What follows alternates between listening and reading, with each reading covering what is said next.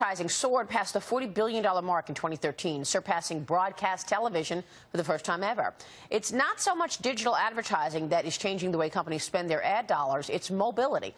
Matt Britton is the founder and CEO of MRY. And Matt, it's good to have you on the program. Great to be here, Maria. So are companies figuring out that there are measurement tools in other areas away from, print and TV, and is that why they're making different ad plans? Well, I mean, the reality is consumers are spending nearly 3 hours a day on their phones. So they're at phones everywhere. They're at phones at retail. They're on their phones at work.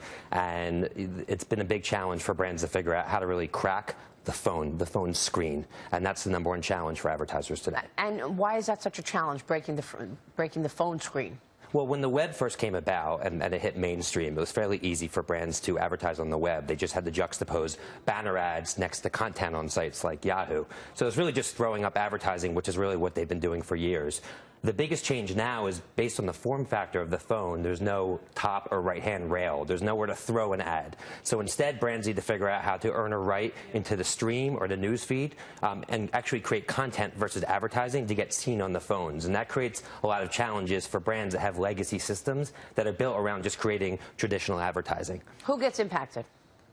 I mean, every brand that wants to reach consumers is impacted right now. I mean, they need to figure out how to make their brands interesting and shareable and talk-worthy. They don't really have the right anymore to create an advertisement, and just because they can write a big check, ensure that they're going to be able to garner the eyeballs. They really need to figure out what is the unmet need of their consumer and where does their brand fit in. And for a brand like Red Bull or GoPro or Xbox, which has very sexy, cool brands, it's easier. But for a brand that makes feminine care products, it becomes a lot more challenging on how do they actually create content that A, is entertaining to the consumer, but B, actually fits in with the equity of their brand. So what are they doing? When you see a more challenging brand trying to get in the phone stream of business, and you can't? Right.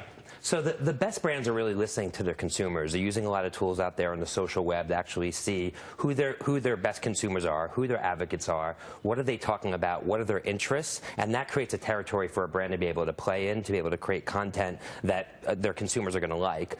A lot of brands are also tapping into influencers and advocates that have a lot of reach on the web. So instead of a brand relying on its own channels, their own Facebook page or their own Twitter handle, they're leveraging influencers who have big audiences on their own to be able to talk about a brand, which accomplishes the same thing, which is getting in the news feed on mobile devices. Which is why video advertising is becoming increasingly so important. Absolutely. Well, video is a great form factor to be able to distribute content. Short form video is even more compelling. We recently did a campaign for Visa called Go in 6, where we created video advertising that was 6 seconds or less using Vine, which is an offshoot of Twitter, because when consumers use their phone, they're continually kind of flicking. So we quote unquote designed for the flick and created kind of hyper short form content, which was designed for the news feed, versus longer form content, which consumers don't really have the time to look at anymore. Fascinating to see how things are changing. Matt, Absolutely. Thanks very much. Absolutely. Thanks for having me. For giving us the scoop. Matt Britton is founder and CEO of MRY. Up next on Open